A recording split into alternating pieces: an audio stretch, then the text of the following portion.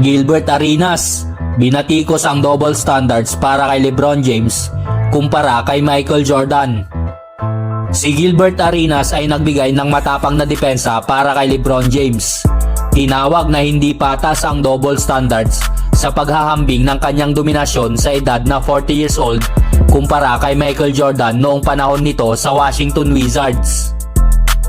Sa kanyang palabas na Agent Zero, ipinaliwanag ni Arenas ang maliwanag na pagkakaiba sa pananaw ng NBA community sa kasalukuyang laro ni LeBron sa Los Angeles Lakers sa kanyang ika-22 season kumpara sa laro ni Jordan sa parehong edad. Nakita daw natin si MJ noong nasa Washington Wizards pa siya na nag-a-average ng 20 points per game. Impressive daw yon, ngunit hindi niya raw katulad si LeBron. Ang pinakamagaling daw na 40 years old na naglaro ay si LeBron at pangalawa lang daw si Michael Jordan.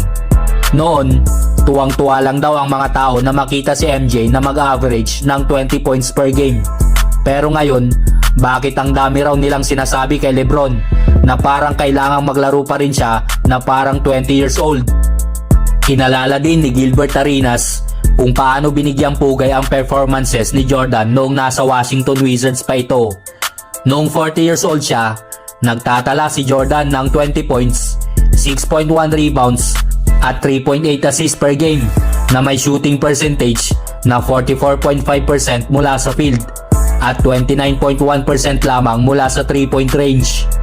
Ang mga numerong ito ay inisip na patunay ng kanyang kausayan at longevity.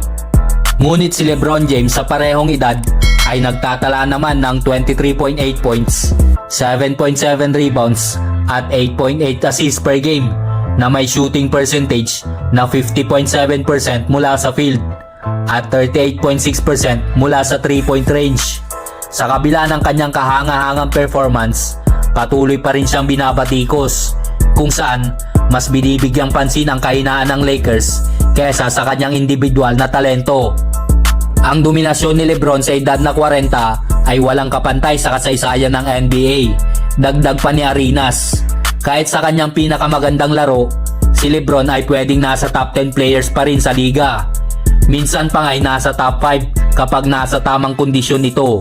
Samantala, si Jordan daw noong panahon niya sa Wizards ay hindi umabot sa pagiging top 10 player sa edad na 40. Binanggit din ni Gilbert Arenas na habang ipinagdiriwang ng NBA World ang kakayahan ni Jordan na maging competitive sa edad na 40 years old, inaasahan namang dodominahin ni LeBron ang laro sa parehong edad na nagpapakita ng inherent bias.